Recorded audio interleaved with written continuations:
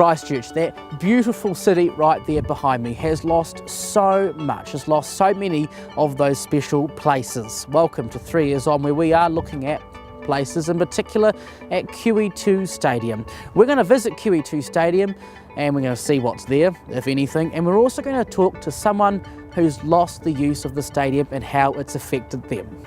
Today, this is all that remains of QE2 Stadium.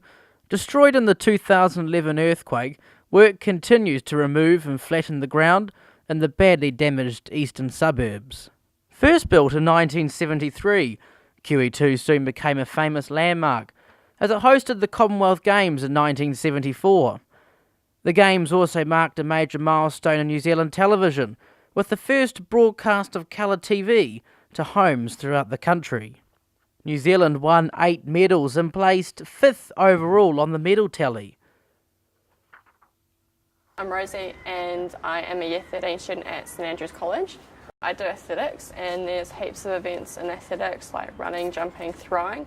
I'm more of a short distance runner, so I do the 100 and the 200 and relays. And what recent competitions have you done? Well, recently I went to the Oceania Area Championships in Tahiti.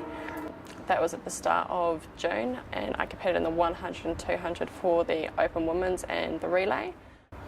So where do you currently train? Either at Papanui High School, where they've got a couple of lanes of track there.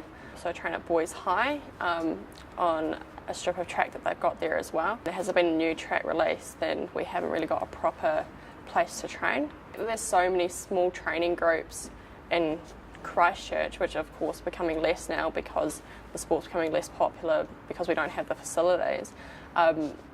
The groups we still have, you know, we have to negotiate about different like training times because otherwise the tracks just become too cluttered and everything.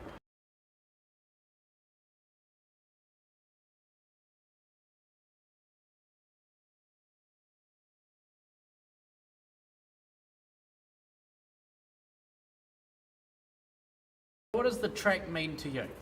I've been doing athletics since I was 11. Growing up around QE2 most of the time was a big deal for me, and I got heaps of memories there. It's a real shame as well because children's athletics isn't what it used to be. You know, those are the new athletes that are coming up, and of course because we don't have those facilities, it's not a sport that parents look to enrol their children in because, you know, we now run at Rawidi, a grass track over in New Brighton, which is, you know, starting to become into sand because it's out by the beach and it has like pipe leakages and everything. Canterbury secondary schools, we had that there, and even running in certain lanes there were dips and holes, which is really bad for injuries and stuff, and also drain leakages in some of the lanes, so that was really, really unfortunate. But, you know, like, it's just a shame because like I said, it had got so many memories. And coming closer to home, St Andrews College lost the use of its boarding house following the earthquake.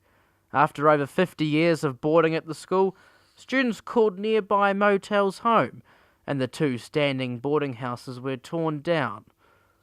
Within a few days of 22nd February 2011, our crisis response team hatched a plan to house the 150 boarders in 6 different motels. We knew we only had 2 years of business interruption insurance, and we had to come up with a robust plan to race the clock.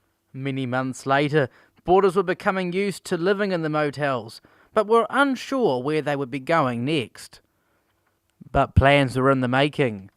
I'd like to let the boarders in on a little strategic secret. At one point, yes, we did consider discontinuing boarding. We quickly dismissed that option, appreciating, as Mrs. Leighton has so rightly said, that without boarding this just simply would not be St Andrews College. And now, 2 years later, a bigger and more robust building has been built, seeing boarding stays on the college ground for many years to come, and is able to withstand whatever Mother Nature throws at it. And on Thursday, April the 4th, the Prime Minister officially opened the new building. And as I wish you all the very best for the future. We'll officially declare St Andrews College boarding house open. So we do that, and then we'll cut the ribbon, shall we? Okay. Go 3, 1, 2, 3, I suppose. Congratulations. There you go.